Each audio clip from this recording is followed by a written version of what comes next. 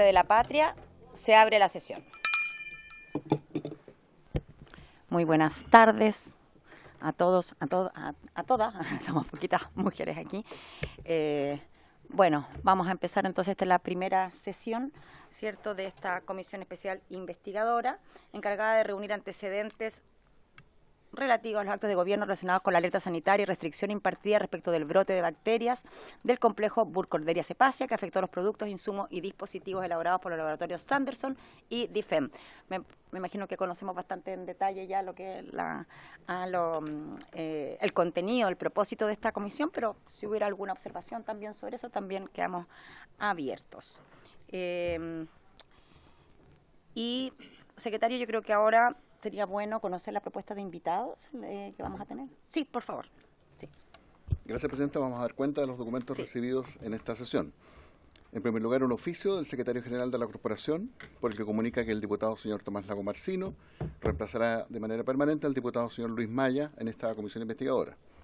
Otro oficio de similar tenor, también del Secretario General, en que informa que el diputado señor Francisco Pulgar reemplazará de manera permanente a la diputada señora Joana Pérez Olea.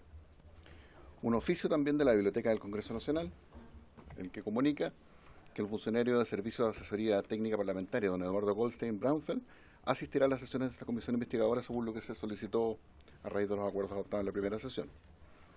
También un oficio del Secretario General de la Corporación, mediante el cual informa que el diputado don Daniel Lilayú Vivanco reemplazará de manera permanente al diputado don Guillermo Ramírez en esta comisión investigadora. Y por último, un oficio del Secretario General de la Corporación, mediante el que informa que doña Marta Bravo Salinas reemplazará de forma permanente a la diputada señora Flor Weiss también en esta comisión investigadora.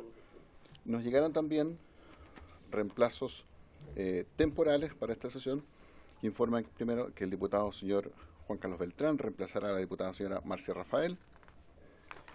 Luego otro en que el diputado Eduardo Durán reemplazará permanentemente al diputado señor Frank Sauerbaum, sin perjuicio que esto va a pasar antes por la Secretaría de la Cámara.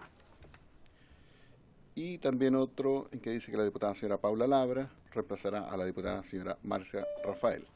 También, y por último, eso sí, esta vez una excusa enviada por el jefe del Departamento Jurídico del ISP, don Felipe Saavedra, en que excusa a la directora subrogante del ISP, informando que ella se encuentra en este momento con feriado legal y que podría ser representada en esta sesión por el jefe del Departamento de la Agencia Nacional de Medicamentos, don Heriberto García, además del mismo señor Saavedra, jefe del Departamento Jurídico, cosa que tendrá que ver la comisión para ver si así lo acuerda. Eso es todo, Presidente. Muchas gracias, señor secretario.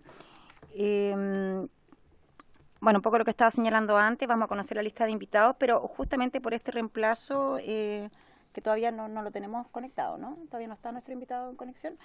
Sí, lo que pasa... va a venir de manera presencial, perfecto. No, me parece, por supuesto, muy pertinente como invitado, pero lo teníamos considerado como en otra etapa y no en el rol de subrogante de la directora, porque no corresponde, digamos, no es en ese rol en que le queríamos conversar con él en este... Sí, diputado Lago Marcino. Muchas gracias, Presidenta. Primero que todo, ya participando formalmente de esta comisión investigadora, quería felicitarla en primer lugar por haber tomado la iniciativa de conformarla. Creo que aquí se va a dar una discusión muy positiva en torno a un bien jurídico que buscamos proteger, que es, sin lugar a duda, el cuidado de la salud de la persona, y que uno entiende las dos partes en disputa. Una, por cierto, de aquellos que quieren que el sistema de salud siga trabajando y avanzando y resolviendo listas de espera a pesar de todo, y otros que, por cierto, buscan que los insumos, los equipamientos tengan el resguardo debido y que sean retirados cuando haya alerta respectiva. Y creo que esas dos visiones, que ambas apuntan en torno a la protección de un bien jurídico, un bien común, tienen que dialogar, y lamentablemente nosotros vimos una situación en la cual no han estado dialogando adecuadamente. Y en ese contexto yo creo que es fundamental, no sé si lo tiene considerado, disculpe si me estoy adelantando, Presidenta, la invitación al exdirector del Instituto de Salud Pública, don Rubén Perdugo. Por supuesto, sí. Que yo creo que él antepuso el bien jurídico que como ICP les toca defender. Creo que sería positivo, creo yo sé que tenemos invitado hoy día, pero tener una de las primeras sesiones, si es que es posible, y usted así lo determina, Presidenta, tenerlo a él, escucharlo a él para tener un punto de partida también de lo que le vamos a preguntar a otras otras autoridades, a otros ministros, subsecretarios y otros quienes estén considerados en la lista. Yo creo que es tener su versión en un punto de inicio nos permite también ser más asertivo con las preguntas a cada uno de los invitados posteriormente. Muchas gracias. Muchas gracias, diputado Lagomarsino. Por supuesto que está considerado el señor Verdugo como uno de los invitados, por eso vamos a proceder a leer la lista de invitados para ver si surgen otras iniciativas de otros nombres que no hayamos contemplado, para que podamos justamente darle una mirada muy amplia. Comparto, diputado Lagomarsino, su apreciación aquí. Justamente el bien a cautelar es la salud pública, la salud de las personas, y lo que aquí tenemos una situación entreverada en que no hemos podido llegar a que realmente cuáles fueron los hechos, cómo pasaron las cosas, ¿no? Entre esta precaución por no paralizar el funcionamiento normal, ¿cierto?, de los pabellones, etcétera, pero por otro lado, el de estos productos que están contaminados. Y esto ha trascendido más de una administración, por lo tanto, aquí tenemos que tener una mirada en que vamos a tener que tener muchas conversaciones. Es en ese mismo sentido en que señalo que, por supuesto, que el señor Heriberto García está considerado entre los invitados, pero no estaba considerado para venir a suplantar a la dirección, porque viene considerado con otras, por sus otras actuaciones y vinculaciones con todo este proceso amplio que estamos hoy día revisando. Entonces, en ese sentido, está bien, si es que llega, lo escucharemos. Vamos a ver ahora las preguntas, pero incluso las preguntas que teníamos preparadas van preparadas para la dirección y no para una persona que no está en ese cargo ni está con esas atribuciones, ¿no? Dicho eso, me gustaría que justamente por lo que estaba señalando el diputado Lagomarsino, déjeme que se me abre el archivo, que no me quería abrir, ahí está. Justamente teníamos pensado, uno de los invitados, por supuesto, la directora nacional subrogante del ISP, la señora Judith Mora, que justamente no puede venir hoy día, y han enviado un reemplazo que, vuelvo a señalar, no me parece que sea el pertinente. También el exdirector nacional del ISP, Rubén Verdugo, ¿ves? Teníamos puesto un número 2 ahí, evidentemente. El exdirector nacional subrogante del ISP, Heriberto García, que hasta hoy día, pero justamente era en otro momento de la conversación y de la evolución de la investigación. La ANEF del ISP, por supuesto, también, la FENAS del ISP, la PRUS del ISP, que son justamente los funcionarios que conocen desde dentro esta problemática, que han venido también levantando alertas, y para que podamos, frente a estas visiones contrapuestas que surgen desde el MinSal y desde el ISP, podamos ir aproximándonos a entender qué fue lo que realmente pasó, con el objetivo, por supuesto, de que esto no vuelva a ocurrir y poder también determinar las responsabilidades que hubo en este caso. Recordemos que esto tiene una arista penal también, ¿cierto? Se está también viendo en sede penal.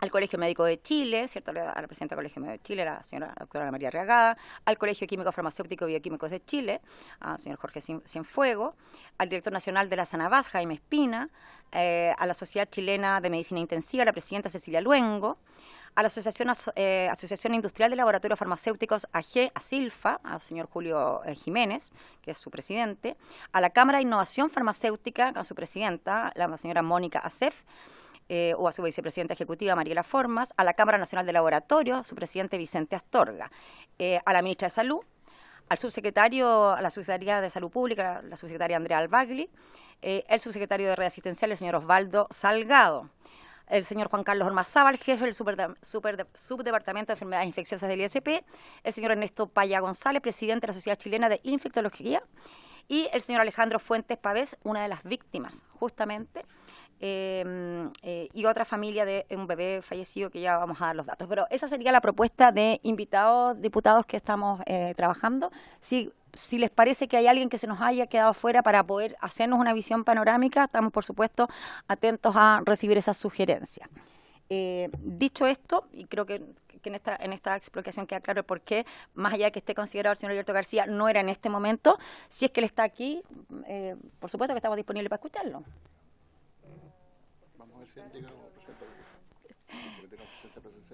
Entonces, suspendemos por 5 minutos hasta saber si tenemos al primer invitado para poder escuchar, porque si no, la verdad es que no podemos mucho avanzar. Ya, 5 minutos. Ya.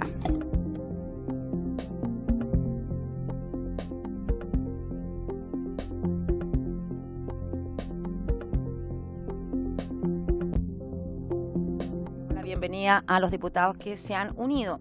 Estábamos, para los que están mirando esta transmisión de esta Comisión Especial Investigadora, estamos esperando al que vendría siendo el reemplazo de nuestra primera invitada, aunque no ha llegado, y por lo tanto vamos a dejar hasta aquí esa participación, pero aprovechando que estamos aquí reunidos, vamos a aprovechar de leer un poquito de contexto para poner en fresco, digamos, lo que nos tiene aquí hoy día, y desde ahí poder entonces ya la próxima semana, con todo este plan de invitados, poder seguir avanzando. Con fecha 13 de enero de 2023, el Instituto de Salud Pública instruyó la suspensión de todas las líneas de fabricación y envasado de los productos farmacéuticos del laboratorio Sanderson, junto con la suspensión de la distribución de los productos fabricados en su planta, tras detectar, a través de su sistema de vigilancia y control, contaminación microbiológica en 3 de sus productos, 1 por Burkholderia contaminans y 2 por contaminación microbiológica en estudio. Con fecha 18 de enero de 2023, el mismo Ministerio de Salud envió oficio al Ministerio Público solicitando investigación de las posibles responsabilidades penales a consecuencia del brote de la bacteria, la arista penal que mencionábamos anteriormente. Por otro lado, al ser este laboratorio el mayor proveedor del sector público, se solicitó al Ministerio de Salud y a los organismos competentes realizar adquisiciones para evitar el desabastecimiento de estos productos. Eso es parte de lo que también tenemos que investigar, si ocurrió o no ocurrió o cómo ocurrió. En mayo de 2023 asumió el nuevo director del instituto, don Rubén Verdugo, quien instruyó el primer sumario sanitario al laboratorio Sanderson, detectando la presencia de la bacteria mencionada en sus procesos de control. Ante ese hallazgo y con conocimiento de la Comisión de Brote de MinSal, que se formó por parte del Ministerio de Salud, el director del ISP, Rubén Verdugo, en ese entonces, instruyó el retiro de medicamentos elaborados por el laboratorio Sanderson, corriendo el riesgo de desabastecimiento de la red de salud pública, que implicó la suspensión de intervenciones quirúrgicas y atenciones por la ausencia de los insumos, y también ante el riesgo inminente de infección intrahospitalaria. Posteriormente, el instituto, a través de su director, se retractó de esa decisión por razones cuya fundamentación son contrapuestas entre el ISP y el Ministerio, lo que provocó más tarde la solicitud de renuncia al director por parte de la ministra de Salud, la cual no fue aceptada por el doctor Verdugo, el señor Verdugo. Situación parecida a la descrita se presenta respecto al laboratorio DIFEM, proveedor de productos farmacéuticos usados en quirófanos y unidades de cuidados intensivos de hospitales y clínicas. La medida sanitaria, en este caso, incluyó 11 productos afectados, entre ellos jabón líquido, povidona yodada, alcohol gel, tras la suspensión de actividades de fabricación, envasado y distribución.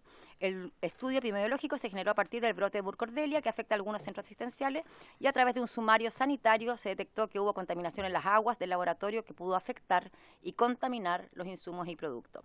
Los elementos contaminados perjudicaron la salud de muchas personas que resultaron intoxicadas e incluso con casos de resultados de muerte, además de consecuencias que aún no se han despejado del todo, considerando que hubo pacientes y sus familias que no fueron informadas respecto a la afectación que sufrieron producto de la bacteria.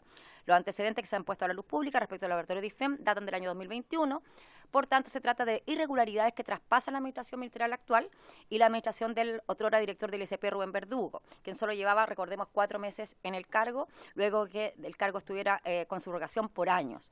Estos son los antecedentes: hay 42 personas fallecidas confirmadas, 563 casos confirmados y 786 casos sospechosos. Ese es entonces como este contexto general de los antecedentes de esta comisión investigadora. Buenas, sí, don Heriberto. Buenas tardes. Bienvenido. Bueno, tal como le damos la bienvenida, pensamos que ya no íbamos a contar con su presencia.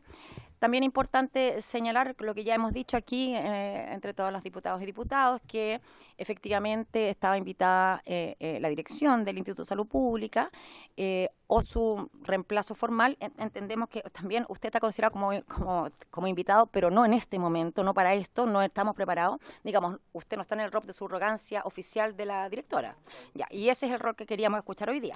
Pero a pesar de aquello, por supuesto que está también considerado dentro de los invitados, era para otro momento, pero así que le vamos a conceder el tiempo para poder escucharlo, su exposición, su visión de los hechos. Y las preguntas las vamos a dejar para la próxima sesión probablemente, vamos a tener que volver porque justamente hoy día estábamos preparados para preguntar al rol de la dirección, no al suyo, don Heriberto. Por supuesto que nos interesa escucharlo, así que todo suyo, el micrófono, le damos la palabra.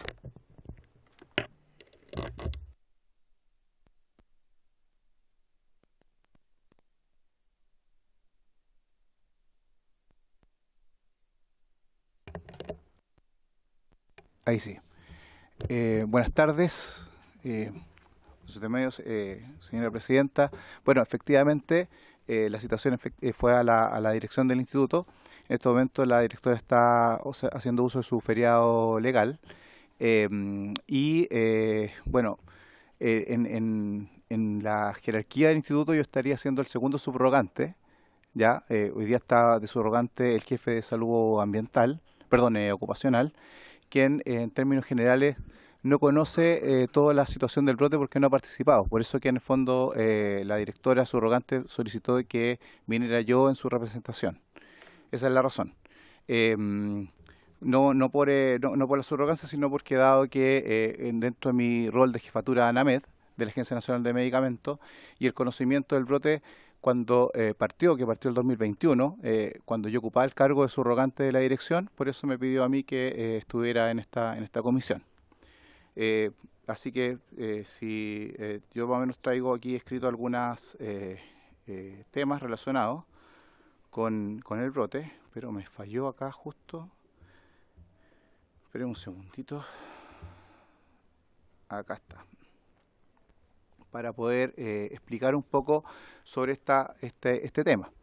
Lo primero, yo creo que es importante a la comisión explicarle qué es la Bucordelia cepacia y un poco cuáles son los pacientes que están en riesgo de ser contaminados, ser infectados por esta bacteria. Creo que eso es importante para efectos de darle contexto. Entonces, lo primero, comentar, ¿cierto?, que esto es una bacteria de origen ambiental. No es una bacteria que se produzca específicamente en el ser humano y no es de contagio entre personas, sino que es una bacteria ambiental que incluso podría estar presente acá en esta sala. Es una bacteria que se encuentra en el suelo y en el agua principalmente. Dado que se presenta en el agua, es la sospecha que uno tiene de productos farmacéuticos que se producen en base a agua. De ahí viene este tema. La Bucordelia cepacia tiene 24 especies. Dentro de ellas, de estas especies, están las especies que nosotros entendemos relacionadas al brote, que son 3. Una es la especie Bucordelia contaminans, la otra es Bucordelia lata y la tercera es Bucordelia raemsis. Esas son las 3 bucordelias que se han encontrado en pacientes. De esas 3 bucordelias, solo 2 se han encontrado en productos farmacéuticos, la Bucordelia lata y la Bucordelia contaminans. ¿Ya? Las personas que tienen riesgo de tener algún problema con esta bacteria son personas que se infectan si es que tienen de base algún problema en su sistema inmunológico, en términos debilitados, o enfermedades pulmonares crónicas, particularmente las fibrosis quísticas. Todo lo que en el fondo menciona la literatura es que las personas con fibrosis quística son las personas que tienen mayor riesgo de que en el caso de contraer un tipo de bucordelia podrían eventualmente tener un desenlace más complejo y que requieran una hospitalización y un cuidado mayor. Si la Bucordelia cepacia por alguna razón es infectada en un paciente como los que podríamos estar acá presentes, no tendríamos un problema grave de salud, ¿ya? Y sería bastante tratable. Ahora, ¿por qué esta Bucordelia se relaciona a productos farmacéuticos? Porque eso también es otro punto creo que es importante relatar. Lo primero es que hay que dejar claro que la vigilancia epidemiológica de IAS es antigua, es del 2005. Y ya el 2019, si uno hace búsqueda bibliográfica de esta vigilancia de IAS, que uno la puede encontrar en el internet del MinSal, uno encuentra que el 2019, por ejemplo, hubieron 3 casos de Bucordelia relatados, pero no relacionados con productos farmacéuticos, principalmente porque eran 3 casos aislados que se produjeron. Y en este caso, al haber mayor notificación del mismo agente en varios establecimientos y regiones, es que hablamos de brote multicéntrico. Entonces, al haber un brote multicéntrico que se produce en muchos lugares, nos empieza a llamar la atención. Algo está pasando, distinto, como le decía, al 2019, donde hubieron solo 3 casos. Al ser un agente que es sensible a antibióticos, al ser un agente que tiene, digamos, una fuente, como le digo, que es sensible a antibióticos, los expertos en infección intrahospitalaria al tiro consideran que es un agente externo. Y acá los que son médicos en esta sesión, probablemente, en esta comisión, probablemente saben que la infección intrahospitalaria, cuando son agentes propios de del lugar, del establecimiento, por lo general son resistentes a antibióticos. Y cuando son sensibles a antibióticos, se sospecha de que la fuente puede ser externa. Y el cuarto antecedente es la clonalidad. ¿Qué es la clonalidad? Cuando uno tiene un microorganismo, un agente que se empieza a repetir en los pacientes insisto, y es sensible a antibióticos y se piensa por lo tanto que es externo, se le pide un estudio de clonalidad. ¿El estudio de clonalidad qué permite saber? Permite saber de qué familia es. En términos sencillos, todos los que estamos aquí presentes somos seres humanos, pero tenemos distintas genéticas que nos dicen que somos de una familia. Entonces, de nuevo, aquí son Bucordelias contaminas, Bucordelias latas, Bucordelias remsis, pero también entre ellas tienen bastantes tipos de diferencias dependiendo de la familia de donde vengan. Y esta, como viene de una familia que se determinó en el caso de la Bucordelia lata, clon 8, y en el caso de la Bucordelia contaminans, clon 6. Dicho eso, viene la detección de Bucordelia cepacia en los productos farmacéuticos. Y la línea de investigación se fue primero a los diclorexan, jabón líquido de 2%, de registro sanitario F7525, que es de Difen Pharma, al cual le encontramos Bucordelia lata, y esa Bucordelia lata no era cualquiera, sino que era clon 8, que era la misma que estaba en los pacientes. De ahí la relación. Si hubiera salido un clon 7, un clon 6, otro número distinto al 8, no hubiera habido relación, por lo tanto, con los pacientes y, por lo tanto, no hubiera habido relación con el brote. ¿Qué se hizo con ese producto? Se suspendió el registro sanitario de ese producto y se le ha exigido a todos los productos que son antisépticos y que, por lo tanto, no son productos estériles, la ausencia de Bucordelia mediante una aplicación de una resolución que nosotros hemos instruido. Somos uno de los pocos países que ha instruido esta resolución. La tiene también Argentina y, por ejemplo, Estados Unidos no la tiene y Brasil tampoco, donde se exige que los productos antisépticos no estériles estén libres de Bucordelia. ¿Y por qué? Justamente por esta situación del brote nosotros tomamos esta decisión.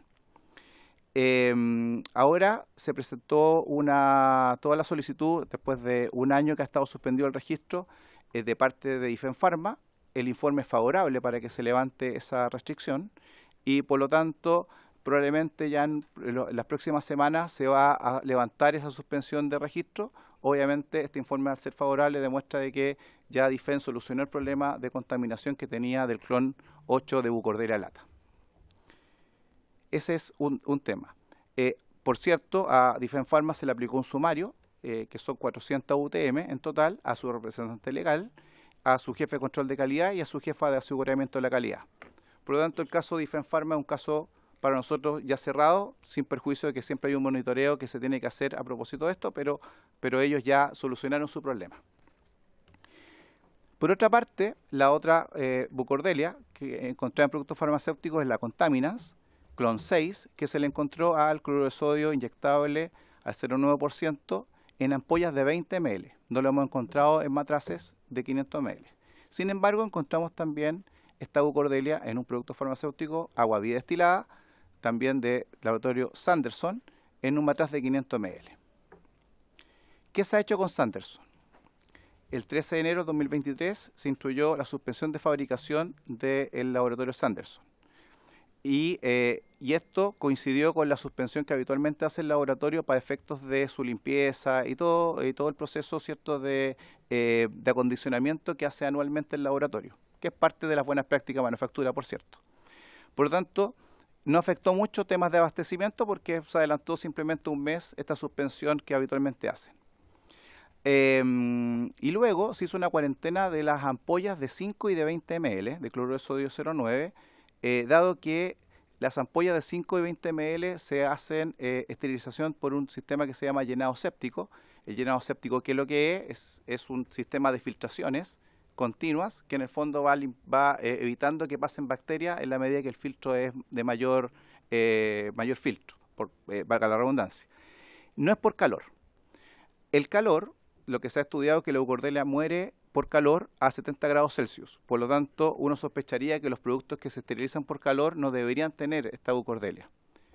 En cambio, los productos que no se esterilizan por calor sí podrían tenerla, por eso la suspensión y la cuarentena se hizo solamente a las cloruro de sodio de 5 y 20 ml.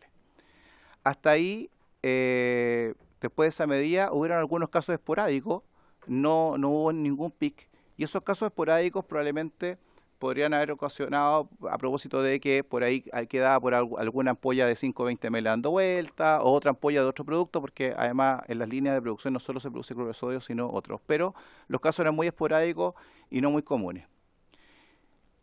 El 13 de septiembre tuvimos la detección de Bucordelia contaminans, el mismo clon 6, pero en muestras ambientales del laboratorio, no es producto farmacéutico. Y al encontrar esto en muestras ambientales del el laboratorio, se hizo el match completo de tomar la determinación y ver que en el fondo existe Bucordelia en el laboratorio, hay una contaminación en el laboratorio, y que algo entonces está pasando con los procesos de esterilización que no permite dar la certeza de que los productos estaban saliendo completamente estériles, porque por algo las personas tenían la misma infección que ambientalmente estaba en el laboratorio. Si el laboratorio hubiera tenido solamente la contaminación ambiental, no hubiéramos encontrado productos farmacéuticos, no hubieran pacientes, bueno, los procesos están bien hechos. Insisto, la Bucordelia puede estar presente en el laboratorio, lo que no puede estar es presente en el producto. Por lo tanto, fue ahí donde el 28 de septiembre se toma la decisión de cuarentena total, que es la situación que generó el gran desabastecimiento y la sensación, ¿cierto?, de que y toda la situación, ¿cierto?, que hubo con respecto a la situación de cirugía de listas de espera y eso, ¿cierto?, suspendida, de cirugía suspendida. Por lo tanto, el 29 de septiembre, al día siguiente, se evalúa la medida por parte de la dirección y la dirección toma la decisión, la dirección de la época, de hacer una cuarentena específica solamente a los cloruros de sodio matraces de 500 ml y de 1000 ml, es decir, de 1 litro. ¿Y por qué a esos? Porque en los análisis que se había hecho de parte del Instituto de Salud Pública solo habíamos encontrado grandes contaminaciones, no de Bucordelia, sino de otros agentes en estos cloruros de sodio, lo que obviamente nos hacía sospechar que los problemas de esterilización estaban en los cloruros de sodio principalmente. Por eso la decisión de no tener una cuarentena total, sino una cuarentena específica, a propósito de los riesgos asociados, ¿cierto?, que es mucho más riesgoso suspender una operación que tomar esta situación de la Bucordelia, pero con los antecedentes que sabíamos de que también es sensible a antibióticos, entre ellos a las sulfas, es decir, al cotrimoxazol, por ejemplo, que es un antibiótico bastante común. Finalmente a Sanderson, el 15 de diciembre, se le dicta una sentencia de sumario de 1000 UTM, más 4 multas de 200 UTM, es decir, 1800 UTM al laboratorio Sanderson, por la contaminación de sus productos farmacéuticos y los pocos controles que estaba teniendo el laboratorio. Nosotros hemos tomado en total 1151 muestras ingresadas, de las cuales hemos analizado 1031. Las otras no se han podido analizar por temas más bien logísticos, son 20 que nos quedan por analizar. Tenemos hallazgos de en 9 productos que se asocian a 2 productos específicos, que es los que mencioné anteriormente, de Bucordelia, y otros hallazgos que en el fondo demuestran que también hay un problema de esterilidad del laboratorio, que también puede estar asociado al envase, dado que hay muchos de esos que son bacterias ambientales que podrían haber sido puestas digamos que contaminados en el mismo sitio en el hospital. Finalmente, comentarles que hoy día el laboratorio Sanderson tiene un hallazgo de una bacteria en cloruros de sodio de 5 ml, que son las ampollas chiquititas que les decía que no se esterilizan por calor, sino que se esterilizan por ¿cómo se llama esto? Por filtrado, por llenado séptico, y que por lo tanto, desde la casa matriz al laboratorio Sanderson le ordenaron suspender las líneas BFS35 y BS36, que son 2 líneas que producen solamente ampollas plásticas. ¿Y por qué? Porque en el fondo, dado que el llenado séptico no garantiza la esterilidad total, se le ha pedido que cambie a esterilidad por calor estas ampollas. ¿Eso qué implica? Que ellos tienen que cambiar los envases para que resistan el calor.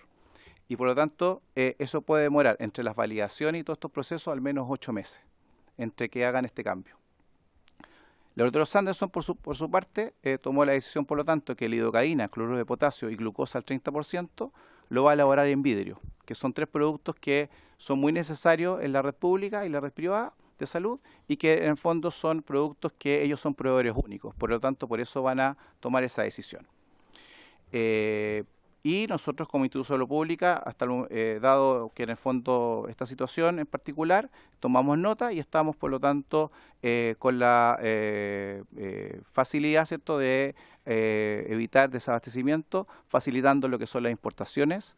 Tuvimos reuniones con las asociaciones de clínica también, además del ministerio que ha tomado la rienda por el lado de, ¿cierto?, del sistema público, pero nosotros también con la asociación de clínica hemos tenido reuniones de manera tal de darles a conocer las facilidades de la importación y de productos farmacéuticos por el posible desabastecimiento que pueda producir este hecho de que el laboratorio Sanderson ha parado 2 líneas.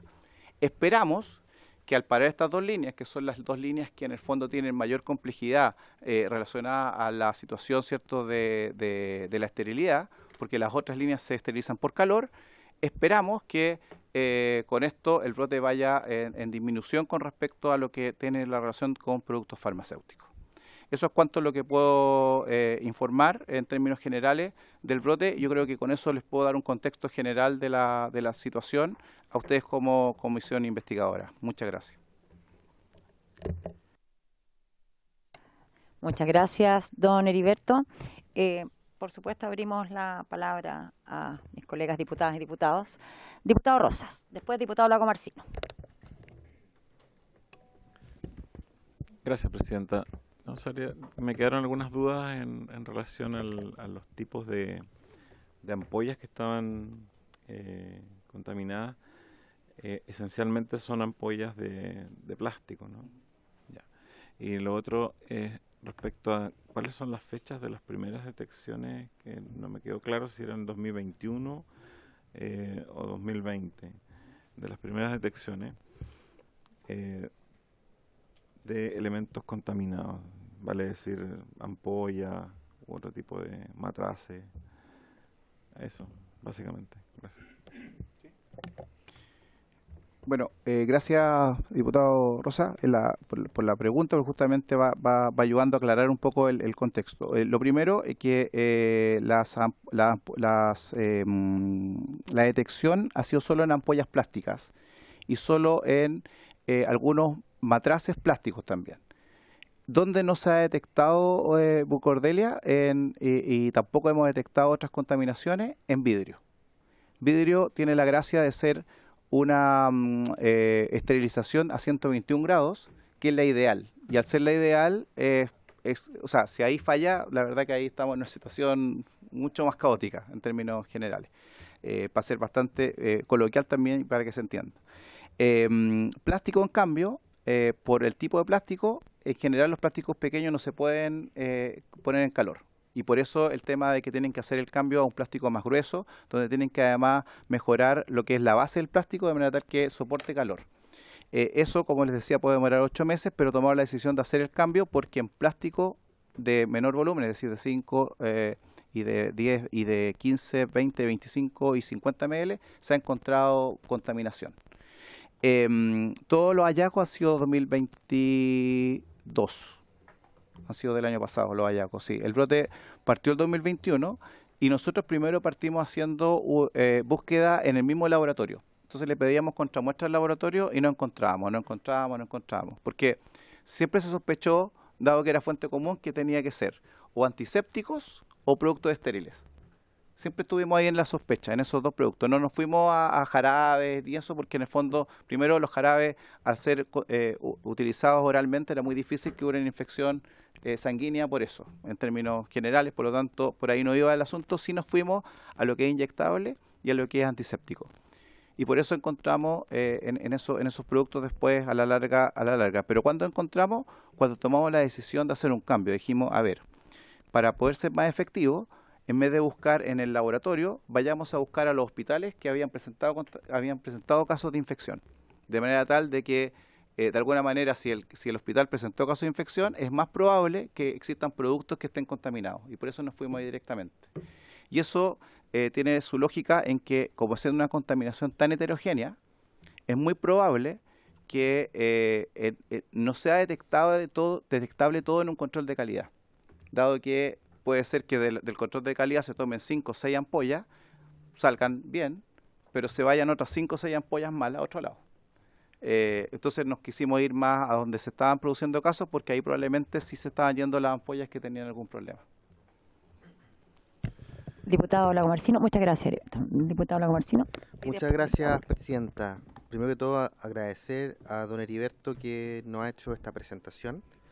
Y por su intermedio, presidenta, yo sé que don Heriberto ha ocupado distintos cargos dentro del ICP. De hecho, entiendo que fue director del Instituto de Salud Pública y por tanto una persona que tiene bastante experiencia, no solamente dentro del ISP, sino también en la relación con el Ministerio de Salud. Entonces, yo quería primero que todo partir preguntándole si es que cuando él fue director del Instituto de Salud Pública vivió situaciones similares a esta, es decir, de una contraposición entre una decisión técnica del ISP y una decisión más asistencial, podríamos decir, del Ministerio de Salud, y cómo la enfrentó en dicha situación en particular, que él pudo haber vivido, estoy preguntando hipotéticamente por su intermedio, presidenta. En segundo lugar, me gustaría preguntarle su visión con respecto a la decisión que tomó el Instituto de Salud Pública de notificar el retiro de los productos de Sanderson. Si es que él cree que fue una decisión tomada técnicamente con la evidencia suficiente, si fue una decisión correcta, si eventualmente fue una decisión que él pueda creer que haya sido exagerada, cómo califica dicha decisión y cómo él vio desde su perspectiva la posición que tuvo tanto el Ministerio de Salud como el ISP referente a esta decisión en particular, si existió una notificación previa al Ministerio de Salud, si es que el Ministerio de Salud se entera y da alguna retroalimentación al ISP previo a que haya salido la alerta al sistema, y que él nos pudiera más comentar, más allá de lo técnico, que yo creo que él lo ha expuesto muy bien, pero en el fondo cómo fue la articulación de dos actores que tienen a veces intereses diferentes, pero siempre en bien de la salud pública y del bienestar de la población, que es el ISP y el Ministerio de Salud, por su intermedia, presidenta. Muchas gracias. Gracias, diputado. Antes que conteste, bueno, es interesante porque justamente las reflexiones que hacía yo al principio con respecto a los invitados tienen que ver con lo que ha tocado, porque yo, por supuesto, que queríamos invitar a don Heriberto, pero en su condición de exdirector suplente, o sea, para contestar sobre ese periodo. Por lo tanto, es bastante difícil, ¿no?, que haga todo. O sea, que esté hablando como desde la posición de la dirección actual y que también dé cuenta, y eso es un poco incómodo y por eso es lo que señalábamos al principio. Por lo tanto, lo vamos a tener que volver a citar, pero para hablar específicamente en ese rol, si quiere contestar eso, pero tenemos más preguntas, para eso que no están hoy día, porque ese no era el tema hoy día, ¿ya? Entonces, solo para explicar, ese era el problema con su presencia, porque en el fondo lo tenemos cumpliendo un doble rol, y que no es pertinente para la transparencia de esta investigación, y porque son periodos distintos, entonces tenemos que conversar con usted en el rol de ese minuto. Dicho eso, por supuesto, si quiere... No, sí, por supuesto, estoy dando el contexto para que se entienda y para explicarle por qué lo vamos a volver a invitar en otro momento, para que lo tenga claro. Ya, ahora sí puede contestar. Gracias, diputada, por su intermedio. Entonces, presidenta, bueno, primero, feliz de venir cuantas veces sea necesario. Creo que va de la mano de la transparencia y de alguna manera agradezco las palabras del diputado, porque habla un poco también de que esa transparencia, dentro de mi palabra, habla de la experiencia de haber ocupado varios cargos en estas materias. De hecho, también cargo en el Ministerio de Salud, por lo tanto hay una relación que siempre ha existido entre el Ministerio de Salud y el ISP. De hecho, en términos de varios temas y discrepancias técnicas, van a existir, y van a existir básicamente porque hay miradas y criterios técnicos distintos en las distintas áreas. Lo que sí, y un poco para contestar la pregunta, y con esto creo que contesto las dos preguntas, es que estas discrepancias técnicas de alguna manera tienen que ir de la mano de asumir los roles que cada uno tiene. Y aquí voy con los roles. El rol del Instituto de Salud Pública directamente no es el asistencial, es directamente el que tiene que ver con la calidad del producto farmacéutico. y por lo tanto puede tomar decisiones, y así lo permite la ley, decisiones que técnicamente sean independientes, pero lo que no se debe perder en el rol tampoco del Instituto de Salud Pública, que tiene un rol también de seguir las políticas públicas que tiene el Ministerio de Salud. Y en ese sentido, decisiones como esta efectivamente son decisiones que tienen que irse conversando, y que por lo tanto en esta conversación, y así nos pasó en la época de pandemia con las vacunas, van de la mano de cómo se va tomando las decisiones. Se va tomando las decisiones en la lógica de esta es la decisión técnica.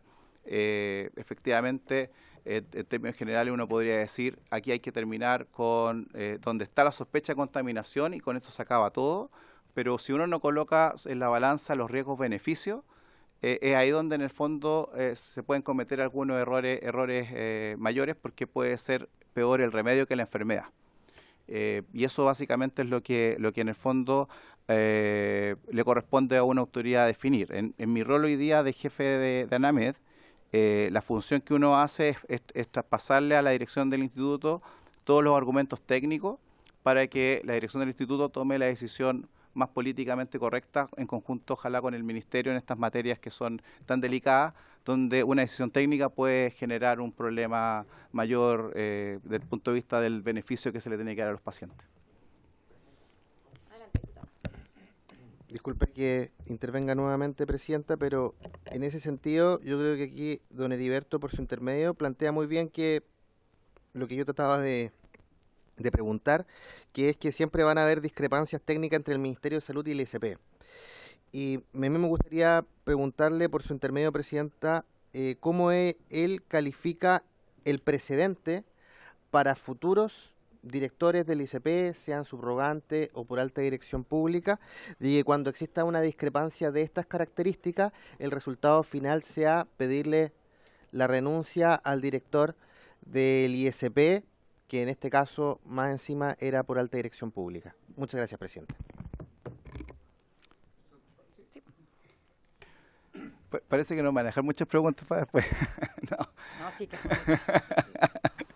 Porque esa pregunta me suena más quizá a lo que habría que responder en la segunda citación. Pero bueno, aprovechando la instancia y por nuestro intermedio, Presidenta, en general, creo que ahí hay un tema que también lo dice la ley en la alta dirección pública, que es la confianza técnica. Y la confianza técnica en puestos de alta dirección pública de primer nivel jerárquico, que es el jefe de servicio. Yo también soy alto directorio público de segundo nivel jerárquico, y creo que también me toca eso.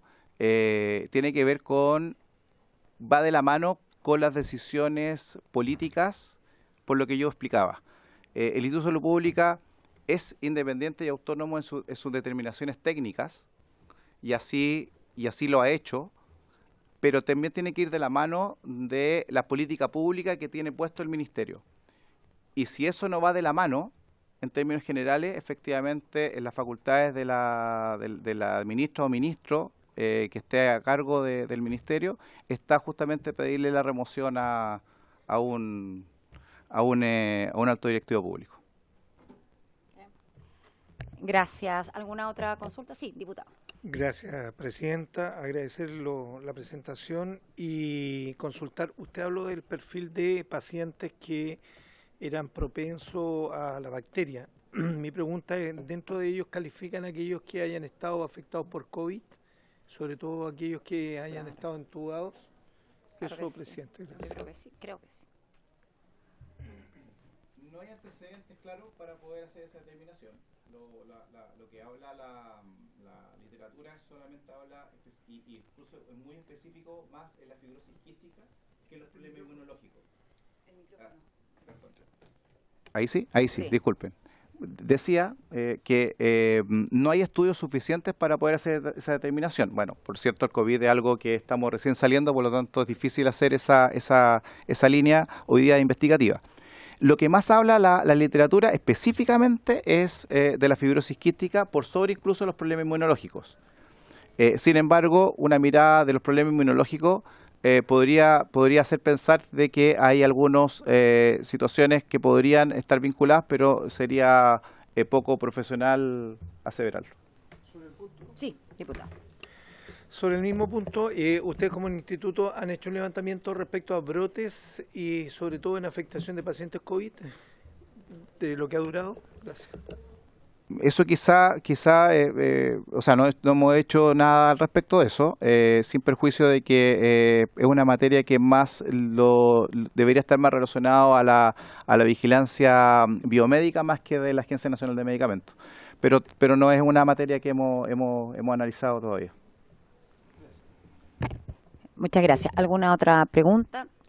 Yo voy a aprovechar, yo sé que quedan poquitos minutos y que lo vamos a volver a tener, pero igual para ir avanzando, porque se han dado cifras diversas. ¿Cuántos fallecimientos tenemos hoy día vinculados a la bacteria? Pregunta bien concreta, porque hay cifras distintas dando vuelta, entonces, bien concretamente, ¿cuál es esa cifra al día de hoy?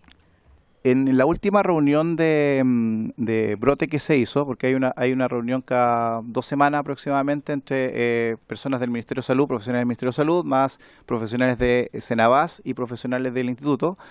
El último dato que tenemos es de 25 casos que tienen una relación directa o indirecta con las bacterias, pero es una materia que principalmente 25. Pero principalmente es una materia que hay que analizar y pedirle más información al Departamento de Infecciones asociadas a Atención de Salud, dado que ellos tienen las auditorías de los casos. Por lo tanto, esos 25 hay que revisarlos en ese contexto y no directamente. Ahora, de nuevo, cuando hablamos indirectamente es que son personas que lamentablemente tenían una causalidad que iba directo al fallecimiento como causal y que esto probablemente pudo haber adelantado el fallecimiento, pero no que esto haya generado el fallecimiento.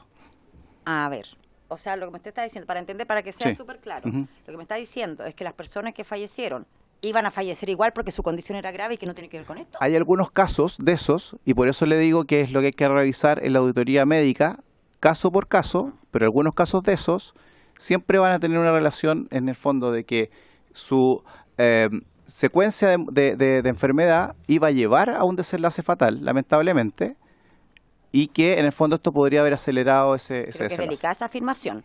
Pero está bien, habrá que verlo caso a caso. Vamos Pero a eso se conversar revisa también. Sí, por en cada supuesto. caso. No, lo digo como aseveración general, o sea, porque aquí no es un poco la información que hemos tenido, de que solamente las personas que iban a morir porque están pueden afectarse. No entendemos que sea así.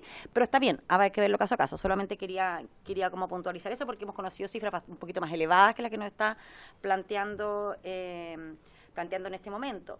Y también aprovechar los últimos minutos que desde su perspectiva hoy día en su rol que viene subrogando a la dirección, ¿qué otras acciones se podrían haber tomado como alternativa a esta cuarentena preventiva emanada del Instituto de Salud Pública? Y si es que existen estas otras alternativas, ¿por qué fueron descartadas? ¿Por qué? ¿A qué voy? Evidentemente que aquí estamos frente a un problema más allá de todo el contenido de la bacteria y toda la información que hoy día nos ha traído, que más o menos la misma que conocíamos. Tenemos un problema de visiones contrapuestas en la toma de decisiones, ¿no? Entonces aquí también es parte de lo que tenemos que ir haciendo luz de cómo se toman estas decisiones, y en ese sentido es esta pregunta que iba, ya bien digo, a la persona que está hoy día dirigiéndonos a usted, pero esa es la pregunta. ¿Qué otra, a esta cuarentena preventiva, había otras alternativas?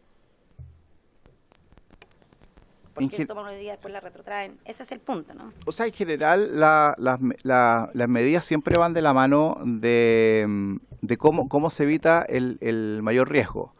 Una cuarentena preventiva en ningún caso significaba un retiro de los productos ni de la destrucción. Los retiros cuando se instruyen después tienen de la mano tienen una destrucción del producto farmacéutico. Por lo tanto, esa era la medida más drástica.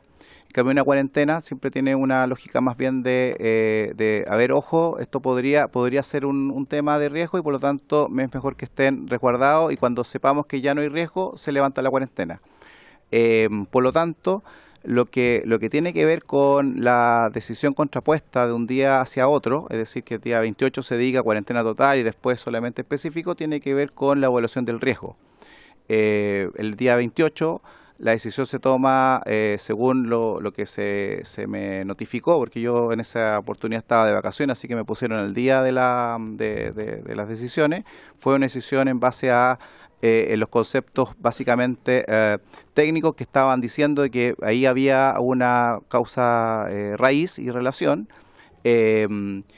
Hasta el momento, en ese momento, según lo que tengo entendido, la dirección del instituto tenía antecedentes de que había abastecimiento suficiente de medicamentos. Y luego se entera durante el día que no hay abastecimiento suficiente y por eso toma y retrae la medida. Entonces, básicamente, por ahí va la situación. La primera medida siempre va a ser una cuarentena para revisar y luego el retiro. ¿Lo puedo interrumpir? Sí. ¿Dónde se produjo esa información contradictoria? Porque obviamente es muy distinto decir una cosa u la otra. Se va obteniendo en la medida de que durante el día el Ministerio va informando la situación que los hospitales le fueron informando de la falta de productos y por lo tanto la suspensión de cirugía. O sea, es una conversación entre el ISP y el Ministerio que Correcto. Ya. Y O que sea, eso, siempre estuvieron informadas ambas partes de todo lo que se estaba diciendo. eso se va fluyendo en términos de... Claro, porque lo que hemos visto un poquito distinto, como una quitada de piso en el sentido de las decisiones que se fueron tomando, la que se tomó desde el ISP, le quitaron el piso del MinSal, cuando lo que entendíamos que había una coordinación tal como la que usted estaba señalando. Ahí es parte de lo que en el fondo yo no puedo dar fe de nada porque no estuve presente en las reuniones. La dirección que está actualmente hoy día, Judy Mora, tampoco estuvo presente en esas conversaciones, por lo tanto no podríamos hacernos cargo de esa parte, sí del proceso que nosotros hacemos como dirección e Instituto de Salud Pública, en términos de que obviamente hacemos una revisión de los antecedentes que se tienen en el momento y los antecedentes que se tienen en el momento, de acuerdo a lo que yo al menos me pude conversar con el exdirector y con la gente que estaba en ese momento. La decisión era que tenían antecedentes suficientes de que había abastecimiento suficiente, valga la redundancia, de productos y por lo tanto la cuarentena no iba a generar un problema. Sin embargo, después hay una notificación, ¿cierto?, de que hay problemas de abastecimiento y eso obviamente retrae la cuarentena, siendo la cuarentena una decisión más bien preventiva y que en ningún caso era la solución completa, por lo que fui relatando técnicamente, que se podía haber tomado una cuarentena mucho más específica y era parte también de la solución. Bueno, es parte de las disquisiciones de acá. Estamos en la hora, diputado. Un segundo. Ya que está como director subrogante, más que preguntarle, porque no hay tiempo, recordarle la primidona. Yo sé que están aprobando rápidamente el registro sanitario de un laboratorio nuevo, producto de que los dos que están en el país reformularon y están en un proceso que va a durar 2 meses, pero por lo menos a los integrantes de la Comisión de Salud y así Contesten al oficio. Lo puede constatar la diputada Gasmuri en su calidad de presidenta también de la comisión. Ya lo contesté. El tema de la primidona, porque en verdad muchos pacientes en la red asistencial están extrañándola mucho. Sí, lo de la primidona ya fue contestado de parte de nosotros. Sí, está la respuesta. Muchas gracias. Como ya le dijimos, lo vamos a volver a citar porque se nos enredó el rol, pero es interesante. Aquí creo que ya empezamos a ver algunas luces de justamente donde tenemos los problemas. Le agradecemos muchísimo. A ustedes. Y esperamos entonces que nos acompañe en una próxima sesión. Y por haberse cumplido el objeto de la misma, se levanta la sesión.